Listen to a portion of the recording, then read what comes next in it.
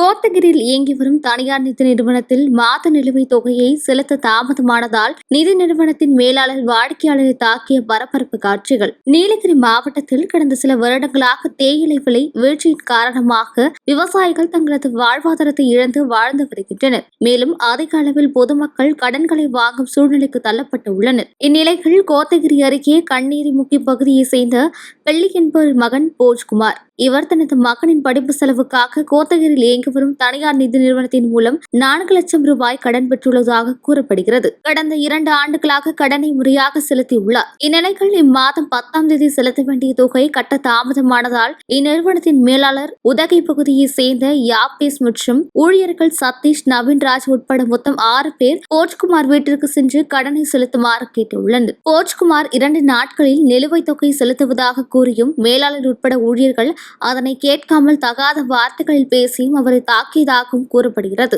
அவரை தாக்கிய மேலாளர் உட்பட தனியார் நிதி நிறுவன ஊழியர்களை கிராம மக்கள் தடுத்து நிறுத்தி கிராமத்திலிருந்து அனுப்பி வைத்தனர். இதுகுறித்து போஜ்குமார் கோத்தகிரி காவல் நிலையத்தில் புகார் அளித்துள்ளார். இச்சம்பவத்தால் அப்பகுதியில் பெரும் பரபரப்பு ஏற்பட்டுள்ளது. மேலும் கோத்தகிரி பகுதிகளில் தனியார் நிதி நிறுவனத்தின் ஊழியர்கள் இதேபோன்று அடாவடியாக சென்று பணம் வசூலிப்பதாக அப்பகுதி மக்கள் குற்றம் சாட்டியுள்ள நிலையில் மாவட்ட நிர்வாகம் உடனடியாக அத்துமீறி நிதி நிறுவனங்கள் மீது உடனடியாக நடவடிக்கை எடுக்க வேண்டும் என அப்பகுதி மக்கள் கோரிக்கை விடுத்துள்ளனர்.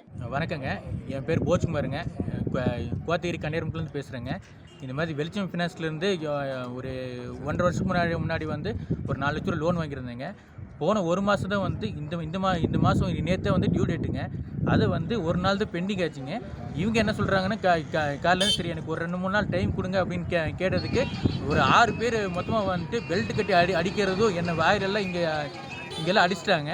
ரொம்ப மன உளைச்சல் பண்ணி லேடிஸ்டையும் கொஞ்சம் ரெகுலராக பேசிட்டாங்க. இன்னொருத்தர் அவர் மேனேஜர் வந்து என்ன பண்ணாருன்னா, மேலே ஒரு கம்பி இருக்குங்க, கம்பியெல்லாம் எடுத்து அடிக்க வராருங்க. மொத்தம் 6 பேர் வந்து ரொம்ப நியூஸஸ் பண்ணிகிட்டு இருக்காங்க. ரவுடிசம் விட ரொம்ப மோசமாக இருக்குங்க.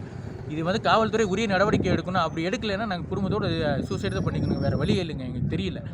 ஏன்னா ஒவ்வொரு டியூக்கும் வந்து இப்படி பண்ணுறாங்களா எப்படின்னா, என்ன ஃபினான்ஸ் பற்றியும் நம்ம கவர்மெண்ட் வழியும் அப்படி ஒரு இதாகி போகுதுங்க.